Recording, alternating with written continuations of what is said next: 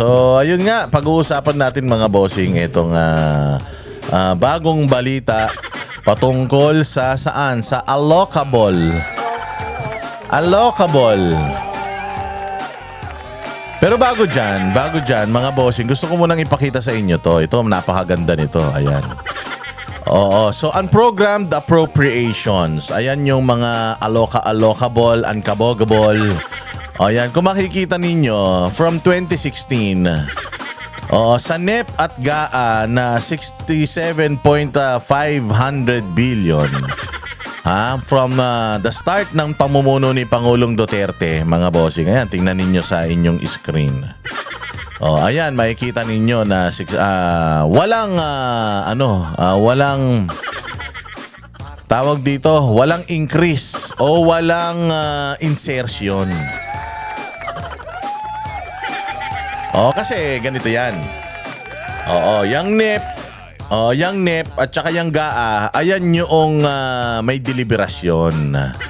May deliberasyon na naganap sa Kongreso, tapos pupunta yan ng Senado, tapos magkakaroon ng BICAM, small committee.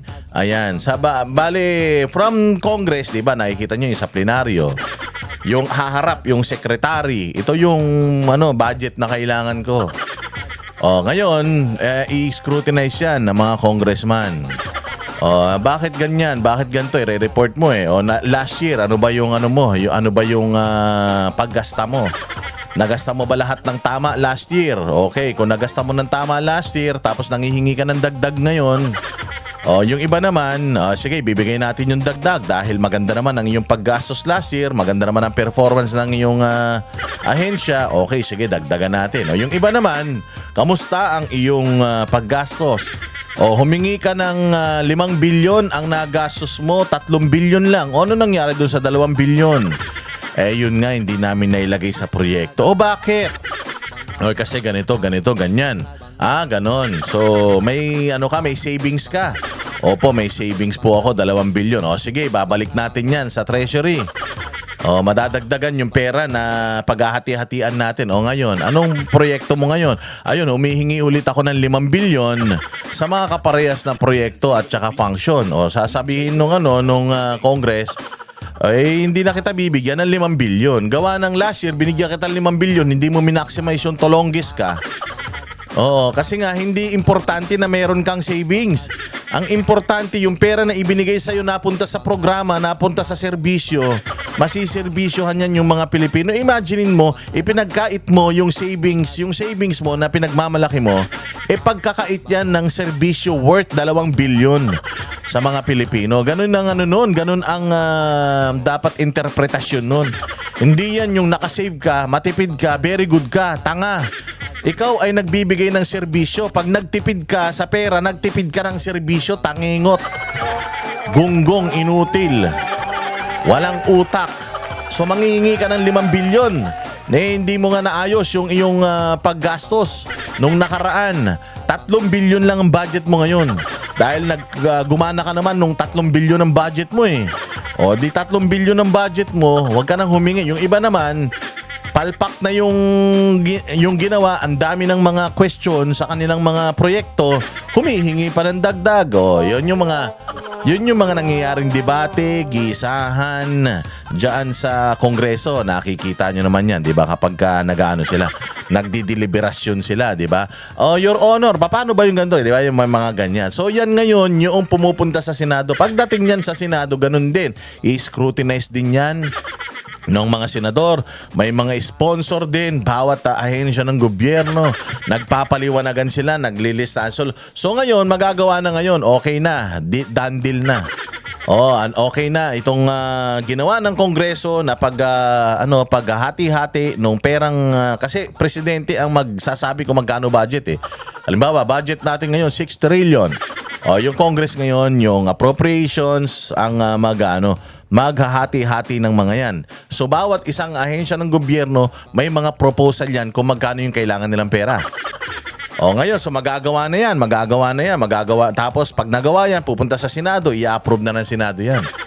So yun na ngayon mga bossing, yun na ngayon yung yung actual na budget natin. Ayan na, magkakaroon na ngayon yan ng BICAM. Magkakaroon na ngayon ng small committee. O, dyan sa BICAM, mga bossing, maglalagay sila, magkakarga sila nung mga personal nila na mga allocations, yung mga insertions. Ayan na nga yun, magkalalagay sila dyan. So yung insertion na yan, mga bossing, hindi yan pinagtalunan sa Kongreso. Hindi rin yan pinagtalunan sa Senado. Ang gagawa na lang yan, nung insertion na yan, ayan na, yung BICAM at saka yung small committee. At yan yung pipirmahan ng presidente para maging General Appropriations Act o magiging budget. So imaginein mo tinan mo. Noong panahon ni Pangulong Duterte, kung ano yung National Expenditure Program, NEP, siya din ang GAA. So ibig sabihin kung ano talaga yung dinideliberate ng mga congressman, kung ano yung dinidefend ng bawat secretaries dyan sa Senado, kasama yung kanilang mga sponsors ng mga budget nila, kung 67.5 billion yung napag-usapan sa GAA, yung mismong General Appropriations Act, yun mismo yung pinipirmahan ng presidente at consistent yan 2017, 2018, 2019, 2020, 2021.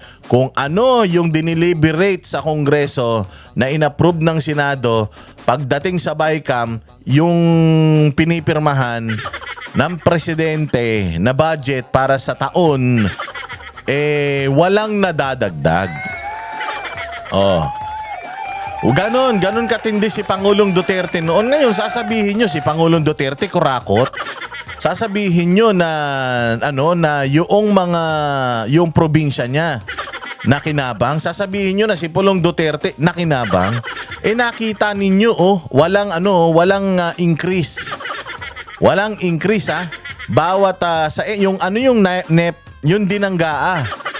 Walang increase. Eto, titingnan ninyo, nung pumasok itong putang inang administrasyon ni Bongbong Marcos, unang-unang ginawa ng mga hudas na yan. 2022, 151 billion. Yung pinirmahan para sa budget ng 2022. Tingnan ninyo, anong lumabas? Biglang nagkaroon kaagad ng plus 100 billion. Na idinagdag, na isiningit, na ininsert, na hindi pinag-usapan ng Kongreso at Senado. Siningit nila ito ng BICAM, siningit, sinuksok. Yan na nga yung mga amendments or insertion. Eto na, 2023, 588 billion. Pagdating ng GAA, ibig sabihin nito yung NEP, yan yung yung mismong budget na dinideliberate ng mga congressman. Andiyan dyan ngayon sa NEP, yan yung sinasabi nilang the president's budget. Yan yung budget ng presidente. Ngayon, pagdating ng GAA na naman, yung pinagmitingan ng BICAM at Small Committee at pinipirmahan ng Presidente, 2023 meron 200 million na increase. 2024 may 449 na increase. Noong 2025, sabi ko nga sa inyo, mas malaki pala yung ninakaw siniksik nung 2024. 2025, 204 billion ang in-increase. Ngayon, 2026, di natin alam. Yun ngayon dyan magkakaalaman kung makakapal talaga ang mga pagmumukha nito. Ngayon, double blade itong 2026. Kasi kapag yung NEP na 153 billion, parehas lang sa GAA, ibig sabihin, nagtanda sila, hindi sila nagnakaw ngayon. Pero kung nadagdagan ulit ang GAA, ibig sabihin, makakapalang mga mukha nila talaga. So, mamimili sila, choose your poison.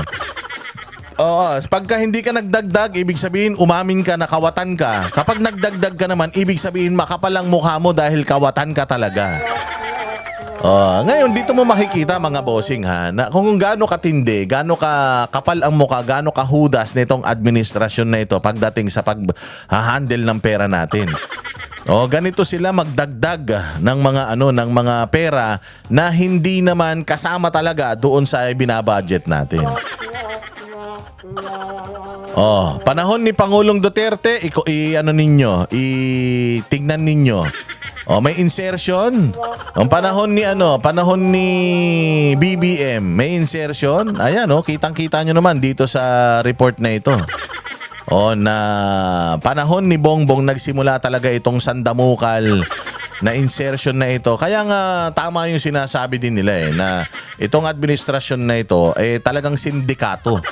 Mga talaga sistematiko talaga yung kanilang panghuhudas at sa salaula sa budget ng pinaghihirapan ng mga taong bayan na dapat napupunta sa serbisyo. Di ba? Hindi mo mamadadaya yan. Ayan na yun, the numbers that tell the real story. Yan yung ginawa ng mga mahuhusay na mga kumuha ng mga datos na ito. Alam mo naman, lagi dapat nagpapakita ng datos. Yan ang panatero, walang inuurungan. Pag tama pala